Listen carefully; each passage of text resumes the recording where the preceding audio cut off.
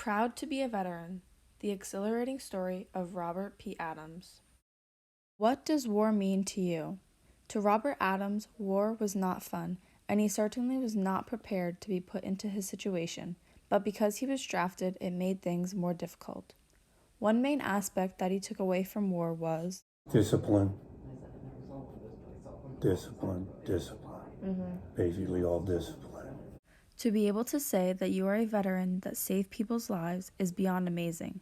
To all the heroic veterans to this day, I hope you share your experiences with loved ones so your stories are portrayed to those generations in the future. Robert Adams has certainly amazed me with his experiences, and I'm honored to share them with you today.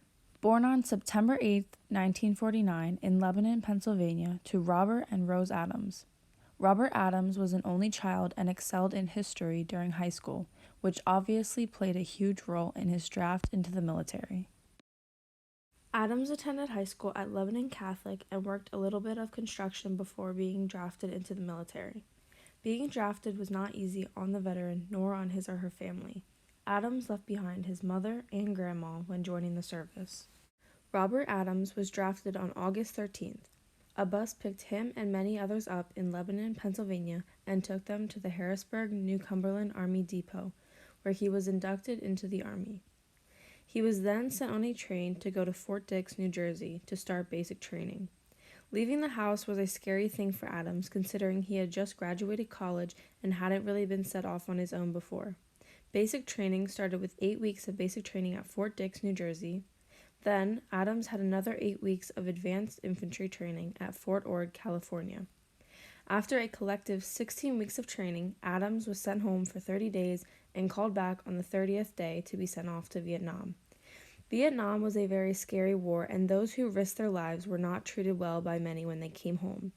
Adams had a way to turn his frown upside down, though. He met many friends along the way and still has some of them to this day.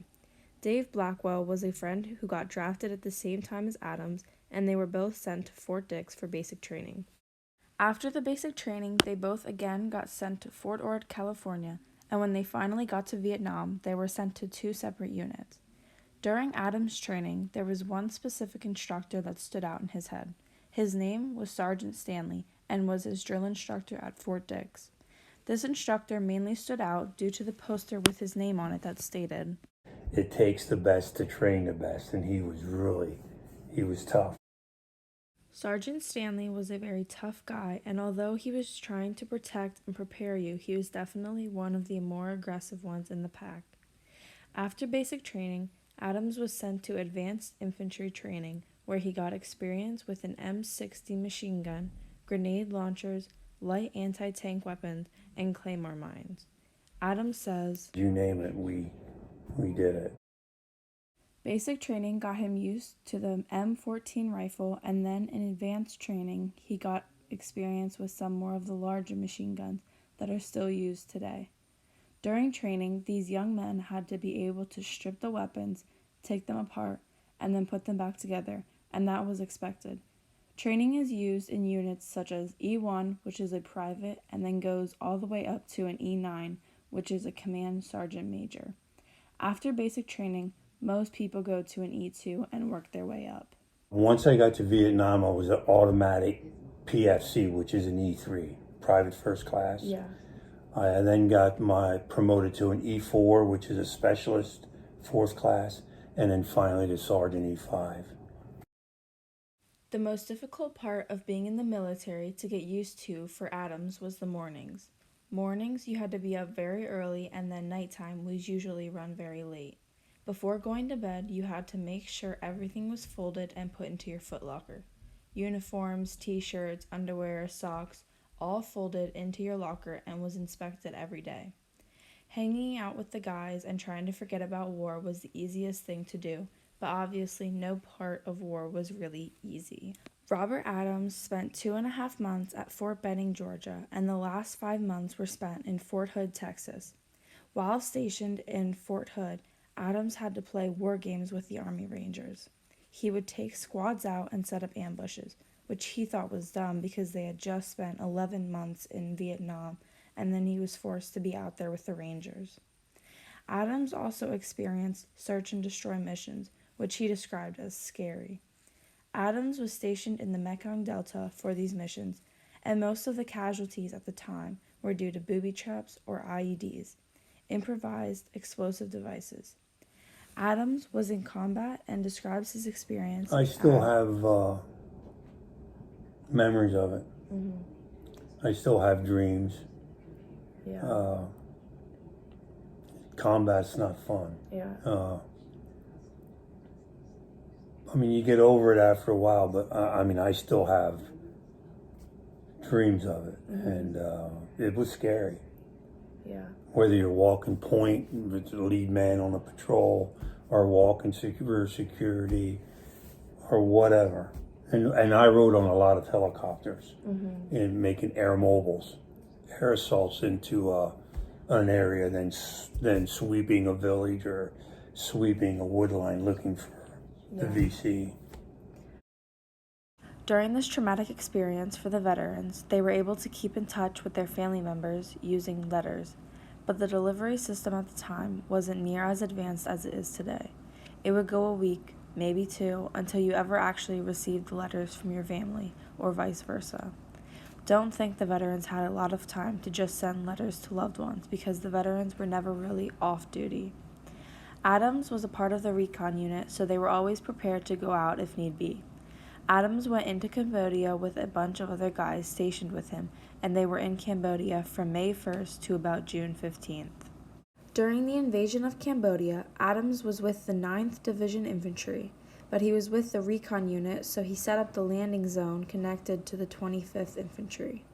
Adams describes his experiences as The border, you could hear the ground shaking. You could land on the ground because of the B-52s bombing it. And then we went in the next day, and it was spooky. And the people, there was people going past villages, and they were waving to us. The kids were waving to us. So, When service officially ended, Adams was at Fort Hood, Texas. He got out on August 17, 1971. That was Adams' last day of active duty. Then he was inactive for 4 years, meaning he could have gotten called back any time during that 4-year period. When Adams got home, his acceptance from his community was a lot better than some others. His family was ecstatic, and his mom and grandmother were very happy to see him. The only thing Adams said that was weird was when, especially when I come home from Vietnam, they were, my mom was crying, my grandma was crying, but fairly well. It was sort of different because, like, when I came home from Vietnam. Now, I landed in Philadelphia. I was in the boonies 3 days before I came home. So I was back in Philadelphia only 3 days earlier. I was in the combat zone. People would look at me in the airport and they wouldn't do anything, just stare at me because I was in my dress greens and stuff. And I was like, whoa. But it was when I got out of the Army, it was nice. Adams received quite a few medals for his brave actions during service, such as the CIB Bronze Star, the Air Model, the National Defense Medal, and 3 unit citations. These medals are an understatement for the amount of hard work Robert Adams conveyed during his time served. Adams had to get back into civilian life, so he did that by getting a job at the VA hospital in December of 1971. And while he was there, he went to schooling for air conditioning refrigeration. The last one of Adams' friends that he spoke to was Steve Smider from New York, which he was really good friends with in the Army. Adams shares his Army experiences with the local schools like Lebanon and Cedar Crest High School to inform them about his combat and military experiences. Being a veteran in the Vietnam War was certainly difficult, and I could not imagine half of what they went through, so to be able to share your experiences with others is truly amazing. The military obviously changed him, though, too. He says, Changed it a little bit, as far as,